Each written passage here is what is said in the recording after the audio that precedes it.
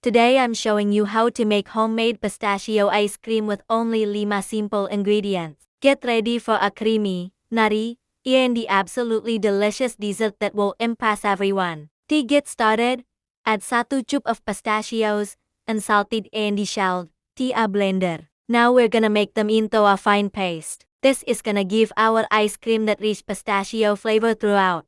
In a medium saucepan, combine 2 cups of heavy cream and 1 cup of whole milk with 3/4 of a cup of sugar. Now we're just gonna bring this to a gentle simmer over medium heat. Just like that. Once the sugar has mostly dissolved, we're gonna set this aside and we're gonna work on the egg custard. In a separate bowl, add 4 large egg yolks and with a whisk.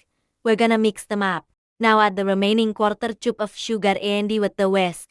We're gonna continue to mix this until the mixture is pale and creamy like this. Now slowly, very slowly start pouring the warm milk mixture into the egg yolks while continuously whisking. This is gonna prevent the eggs from curdling. Once all of the milk has been incorporated, we're gonna pour this back into the saucepan. And over medium-low heat, we're just gonna cook this until the mixture thickens slightly. This is gonna take a few minutes. Just keep whisking continuously to prevent the eggs from scrambling. Once the mixture has thickened, we're gonna remove it from the heat and stir in the pistachio paste along with 1 teaspoon of vanilla extract and a pinch of salt.